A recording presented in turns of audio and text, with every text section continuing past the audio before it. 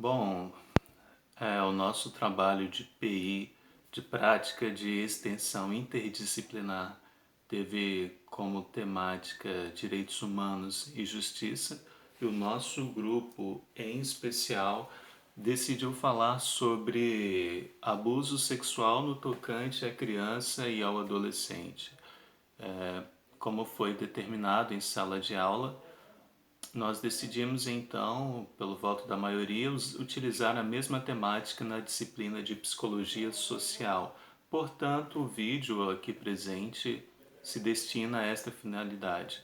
Não serei muito prolixo, não é esta a intenção, portanto, trataremos somente dos assuntos mais necessários e concernentes ao tema proposto. Bom, abuso sexual no tocante à criança e ao adolescente. O que caracteriza de fato como abuso? Bom, uma definição básica, talvez até de dicionários, abuso seria uma relação de poder onde aquele que tem mais poder impõe de uma maneira totalmente arbitrária, talvez egoísta ou sem consentimento do outro, alguma lei, alguma norma, alguma prática talvez fora do consentimento daquela pessoa. Portanto, o abuso sexual é caracterizado por práticas sexuais onde tem a finalidade de satisfação sexual, onde o objeto para se obter essa satisfação é o corpo do outro, nesse caso, crianças e adolescentes. A exploração sexual se dá por meio da mercantilização. Normalmente tem um intermediário, um indivíduo que lucra com a prática da exploração. Pode haver dinheiro sempre no mercado negro, né, obscuro, algo abaixo, à margem da lei. E abuso e exploração são fatos presentes no Brasil. Nós temos o Estatuto da Criança e do Adolescente, que garante, ou pelo menos em teoria deveria garantir, né, os direitos fundamentais de cada criança e cada adolescente. E eu separei aqui um trechinho, vou ler, para termos um apoio extra neste ponto. Veja, Estatuto da Criança e do Adolescente, no artigo 5º. Nenhuma criança ou adolescente será objeto de qualquer forma de negligência, discriminação, exploração e opressão, punido na forma da lei qualquer atentado por ação ou omissão aos seus direitos fundamentais. Bom, o ECA, o Estatuto da Criança e do Adolescente, vem para proteção, como já mencionado, mas há de se pôr em prática também.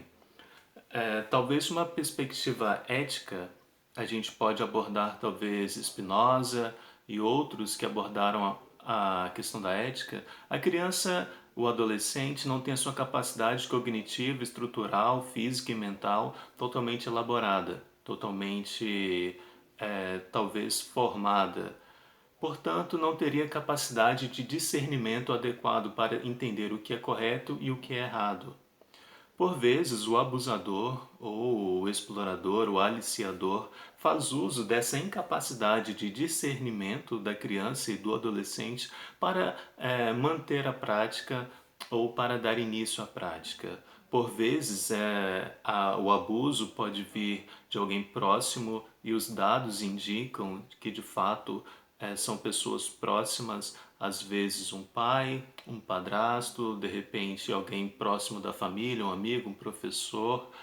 E práticas são mantidas normalmente com essa relação de poder, porque o indivíduo que está acima, que tem autoridade, ele impõe, ele pratica, e por vezes a criança não tem o discernimento de que o que ela está fazendo teoricamente seja errado. Por que se torna errado sob uma perspectiva ética? A criança não tem discernimento. Se ela não tem discernimento, você pode induzi-la a fazer algo que talvez socialmente seja incorreto. A ética pressupõe uma liberdade, liberdade de escolha. No caso do abuso, nós não temos a prática da ética no contexto da escolha, da liberdade. Bom, nós temos um detalhe também a ser ressaltado, que é a questão da punição ou talvez da prática punitiva no tocante aos abusadores. No Brasil há um alto índice de indivíduos que mantêm essa prática, infelizmente. Aqui em São Gabriel da Palha, local onde estou gravando esse vídeo e onde resido, nós tivemos um caso onde um estagiário em uma determinada escola de ensino fundamental estava mantendo ou praticando abuso sexual em um jovem, em um garoto, e um outro professor descobriu e foi feita a denúncia, houve todo o caso ali de investigação, constataram o abuso, o indivíduo foi punido.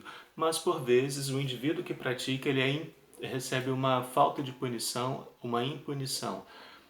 Porque às vezes, como eu já disse, há um caso de coerção no caso do abusador, onde há uma ameaça, onde a criança não entende plenamente o que está acontecendo, não entende os recursos aos quais ela tem de disponibilidade para fazer uso assim, para se defender. Portanto, a impunidade é muito comum, é muito recorrente nesses casos. E no Brasil, como há um sistema que, em teoria, deveria funcionar, mas que na prática ele é falho, é, acontece muito de ocorrer impunidades. Para o trabalho de PEI, nós fizemos entrevistas com pessoas e, dentre muitas perguntas que foram realizadas, uma delas foi: quando criança ou adolescente, você recebeu algum tipo de orientação sexual? E muitos disseram todos na verdade, disseram que não haviam recebido algum tipo de orientação no tocante à sexualidade. O que dificultou, novamente eu digo, o discernimento. E parte dessas pessoas entrevistadas foram abusadas. Portanto, a gente encontra uma relação onde há uma falta de orientação e, consequentemente, uma falta de discernimento para uma ação. Então, essas pessoas, crianças e adolescentes que foram abusadas, elas não compreenderam plenamente o que estava acontecendo naquele momento, foram acontecer depois, porque houve uma falta de orientação. No Brasil ainda é enfrentado com muito, talvez, dogmatismo, muito preconceito, a questão da orientação sexual. O indivíduo precisa entender o seu desejo, precisa se encontrar nesse desejo. E nós, como profissionais da psicologia ou futuros profissionais, precisamos atuar nessas áreas. Em escolas há uma dificuldade de adentrar nesse ponto, porque, como eu já disse, as pessoas têm o receio, ainda tem muita resistência para tratar nesse assunto, ainda é muito delicado. Portanto, há ainda uma falta de orientação. E as consequências nós percebemos aí com indivíduos totalmente desorientados no tocante à sexualidade em si. Como eu já mencionei, a questão da ética, a ética pressupõe uma escolha. O indivíduo que ele começa a apresentar um dado desejo, vamos colocar aí no caso do abuso sexual, como é o tema, o indivíduo apresenta um desejo por manifestação de sexo com crianças ou adolescentes. A criança, biologicamente, fisicamente, não tem estrutura para uma relação sexual. Ela nem entende o que está acontecendo e fisicamente ela sofre muito e até mesmo psicologicamente. O indivíduo que tem esse desejo, ele pode cair no erro da relatividade e relativismo. O que é relatividade? Relatividade pressupõe um contexto. Por exemplo, eu servi o serviço militar. 6 da manhã era um horário que eu deveria estar em pé, com a barba feita, coturno engraxado e a farda em bom estado. 6 da manhã em ponto deveria ser o meu horário de estar em pé e já pronto. Alguns dias atrás eu visitei a casa do vovô e 6 horas da manhã lá é um horário em que eles devem estar dormindo ainda. Ninguém deve levantar às 6 da manhã. Portanto, 6 da manhã é relativo, cedo ou tarde. Em um lugar pode ser cedo, em outro lugar pode ser tarde. Relatividade. Relativismo é aquilo que muitos cometem. Pode ser certo para você, mas não é certo para mim. É errado para você, não é errado para mim. O indivíduo pode dizer para a sociedade a prática sexual com crianças é errada, mas para mim não tem nada a ver, é apenas uma expressão de amor ou satisfação de um desejo. e por satisfação desse desejo, o indivíduo não mede consequências para a consecução de seus objetivos. Portanto, a ética deve ser presente nesse contexto todo. Bom, Robert Merton, um sociólogo, e também Durkheim, outro sociólogo, eles trabalharam a questão da teoria da anomia. E especialmente Robert Merton, ele tem um trecho de um livro bem interessante que diz assim: a teoria da anomia repousa sobre a ideia de que aqueles a quem a sociedade não oferece caminhos legais ou oportunidades para alcançar o bem-estar, ver-se-ão pressionados muito antes que os demais à prática de atos reprováveis para lograr esse objetivo, geralmente delitos contra a propriedade. Bom, por que eu estou citando isso em um vídeo sobre abuso sexual? Até 1990, as crianças e adolescentes não eram vistas de fato como cidadãos. A partir de 1990, com a criação do Estatuto da Criança e do Adolescente, as crianças passaram então a ser consideradas cidadãs, os adolescentes o mesmo. Portanto, criaram-se meios de proteção e garantia de direitos fundamentais para as crianças e os adolescentes. Porém, a teoria da anomia vem nos dizer que uma criança que passou por certas dificuldades ou não teve acesso, por exemplo, à saúde, a nossa Constituição diz que saúde é direito de todos e dever do Estado, a educação básica, o saneamento básico. Aliás, o Brasil vive tudo no básico, né? A gente tem essa mania tudo no básico. Mas a criança ou adolescente que não teve acesso aos serviços fundamentais, ele tem ou ela tem maior probabilidade à prática criminal. E normalmente a gente vê isso em zonas criminógenas que nós caracterizamos ou segregamos como criminógenas, mas são zonas carentes que por vezes criminalizadas e marginalizadas e segregadas. E em zonas ou locais assim há um alto índice de abusos. Por que nós presenciamos ou há a constatação de altos índices de abusos em locais como esse?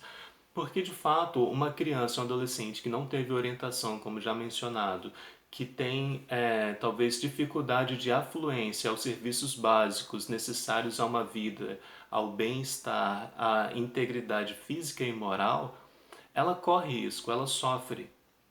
A teoria da anomia vem dizer que uma criança que passa por essas dificuldades pode recorrer às práticas criminais, a delitos, para consecução dos objetivos ou logro de seus objetivos para chegar a uma vida de bem-estar. Claro, a teoria da anomia ela é falha, porque ela não explica por que, por exemplo, pessoas de classe social alta, por exemplo, ou classe média alta, praticam delitos. Os indivíduos, por exemplo, os políticos que desviam milhões, né? Mas o que eu quero enfatizar com isso é o seguinte: crianças e adolescentes em zonas de risco estão mais vulneráveis, elas vivem uma vulnerabilidade, porque o Estado falha em prover saúde, em prover educação. O Estado falha em prover segurança. A criança vive uma vulnerabilidade, ela está à mercê, por exemplo, de um indivíduo perverso que quer a satisfação de um desejo e ele não vai medir consequências. Portanto, a criança e o adolescente elas estão correndo um risco nessas áreas. A necessidade emergente que nós temos hoje no tocante ao abuso sexual é de fato uma proteção, mas também uma conscientização, porque muitos sofrem calados, muitos sofrem e não sabem o que fazer, não sabem a quem recorrer. Porque às vezes o abusador pode ser o pai, às vezes o abusador pode ser até mesmo o irmão. Nós temos casos bem graves de abusos sexuais em vários locais aqui do Brasil, aqui na região do Espírito Santo, enfim. Portanto, há de fato uma necessidade de uma conscientização e proteção no tocante às crianças e adolescentes que vivem em zonas de risco. Bom, o nosso grupo ele teve a ideia de fazer uma intervenção, uma conscientização com relação à prática sexual, à educação sexual, à conscientização dos perigos que crianças e adolescentes estão expostos. E talvez eu irei tocar num ponto delicado, mas acredito que se nós formos evasivos todas as vezes, a gente acaba ficando estagnado.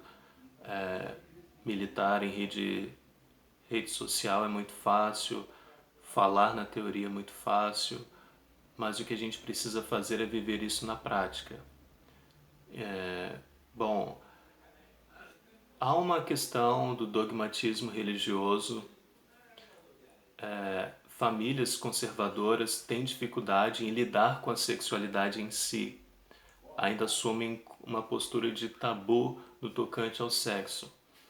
É curioso isso. Por exemplo, a gente tem uma musiquinha por aí que diz: cuidado, mãozinha, onde pega, cuidado, pezinho, onde pisa, porque o Salvador do céu e tudo mais está te olhando. E a criança ela passa a questionar o próprio corpo. A mão se chama mão, o pé se chama pé, a cabeça se chama cabeça. E o órgão sexual, a genitália, se chama pintinho. Né? A gente tem nomes, apelidos, mas os pais não falam o nome correto do órgão sexual. Por quê? Por que nós criamos tanto tabus? Outro dia eu vi o caso de uma criança que perguntou para a mãe o que era sexo e a mãe arrumou um alarde enorme.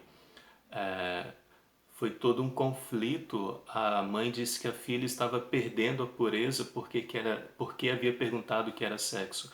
E por final a garotinha só queria saber o que era, porque na prova tinha dois quadrados, um com a letra M e o outro com a letra F. E estava escrito sexo. E ela disse, ela não sabia em qual dos dois marcar.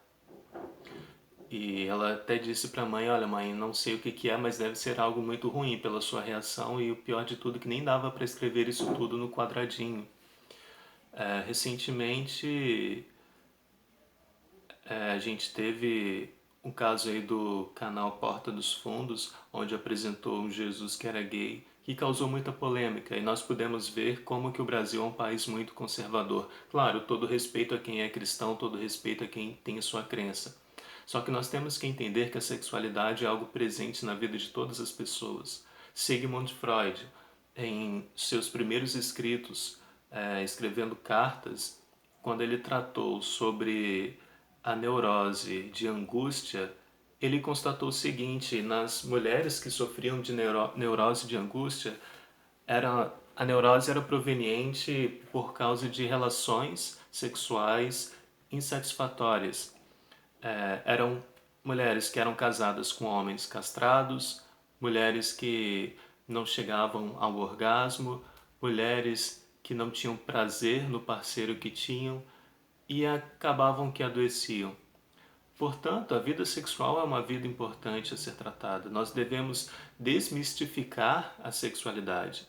O problema é que, quando nós tratamos desse assunto, um conservadorismo emerge e nos barra. A gente tem a escola que enfrenta dificuldades. Se na escola o filho recebe alguma aula sobre sexualidade, a família já chega na escola e quer intervir, quer impedir, porque isso é muito polêmico, isso não se trata em escola.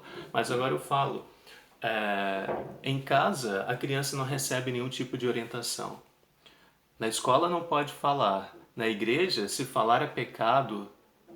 E onde a criança e o adolescente vai tratar sobre sexualidade? Onde a criança e o adolescente vai aprender sobre sexualidade? Como que ele vai entender o seu próprio corpo? Como que ele vai entender como que o desejo se manifesta? Óbvio, ele vai aprender pelas ruas, ele vai aprender de uma maneira esdrúxula, ou ainda pior, ele pode ficar à mercê de alguém que quer utilizar o seu corpo sem mesmo que o adolescente ou a criança entenda o porquê. Inclusive o mercado, por exemplo, da indústria pornográfica, a exploração sexual, a prostituição é um mercado muito lucrativo, porque as pessoas que estão por trás disso tudo, elas lucram, elas se beneficiam da venda ou da utilização, mercantilização do corpo de outras pessoas com a finalidade sexual. Portanto, há de fato um bloqueio, há de fato uma resistência, mas há também de se superar tudo isso para nós termos uma sociedade talvez mais, digamos, sadia no tocante à sexualidade. Porque enquanto isso não ocorrer, nós teremos uma sociedade cada vez mais doente no tocante à sexualidade. Bom, um outro detalhe também no quesito da maturidade. A criança ou adolescente, como eu já falei no início, eles não têm a sua capacidade cognitiva, mental, de raciocínio totalmente formada ou totalmente construída. A criança vai passando por estágios até o amadurecimento, a fase adulta. O adolescente, às vezes, tem os seus dilemas. E, claro, nunca é cedo para a gente tratar sobre sexualidade. Claro que a gente tem que ter tato e em cada etapa ou para cada tipo de público a gente vai lidando de uma maneira diferente, porque cada indivíduo é diferente. Uma criança não pensa como adolescente, o adolescente não pensa como jovem, o jovem não pensa como adulto. Então a gente tem que ter tato também ao tratar desse assunto. O ideal sempre é a conscientização. O indivíduo que aprende o caminho que ele precisa trilhar, ele dificilmente vai se perder. Não estou querendo dizer aqui uma apologia, um ensinamento conservador de que o homem só pode se relacionar com a mulher e vice-versa, ou coisas do tipo, jamais. O que o nosso grupo pretende expor é que há de fato a necessidade de uma conscientização para que haja uma melhor postura diante da sociedade. O indivíduo que ele é bem orientado sexualmente, o indivíduo que é orientado a se encontrar, a se preservar, a se conhecer, dificilmente ele passará por uma situação de abuso quando for algo de uma relação de poder ou de engano. Pode ser que haja força, pode ser que haja uma obrigação, mas o indivíduo também ele pode se esquivar de situações que poderiam ocasionar tal situação quando há um indício, né? Uma aproximação que às vezes é inadequada, um toque que é inadequado, um, um, talvez uma suposta prática de carícia, quando na verdade não é carícia, o indivíduo fica alerta. Claro que há indivíduos perversos que fazem uso da força, que fazem uso de situações totalmente perversas, cruéis, maléficas, para obter o prazer sexual. Isso é fato. Mas também a conscientização nos promove a indivíduos mais críticos e capazes de raciocinar de melhor maneira, fazendo assim com que a gente evite tais situações. Bom, como eu já falei, a prática do abuso sexual é o ato que vai contra a vontade do outro. A relação de exploração é quando há uma mercantilização, há um uso do corpo do outro. E como já foi mencionado, apenas um resumo, há necessidade de uma conscientização, há ainda uma resistência pelo conservadorismo, pelo dogmatismo religioso, há também um alto índice já de abusos acontecendo. Para isso tem que se fazer valer o Estatuto da Criança e do Adolescente. Nós temos a necessidade de, como psicólogos, nos posicionar e fazer a diferença na prática e não somente em teoria, como muitos fazem. Nós devemos também entender o outro, mas nunca apresentar um discurso talvez empático de falar eu sei como é porque a gente não sabe. Nem todo mundo na vida foi abusado ou passou por um abuso. O que nós devemos fazer é apoiar essas pessoas, acolher as pessoas que já foram abusadas e ajudá-las a entender o que aconteceu com elas e fazer com que elas tenham uma melhor qualidade de vida, que encontrem de fato um bem-estar. Talvez a melhor maneira de evitarmos o abuso seja a conscientização e os indivíduos que já, infelizmente, passaram pelo abuso, fazer valer o Estatuto da Criança e Adolescente para protegê-los e punir aqueles indivíduos que assim praticaram. Portanto, concluo aqui o vídeo, espero que tenha sido esclarecedor. Talvez faltou referências, mas eu acredito que o tema que foi necessário abordar foi abordado.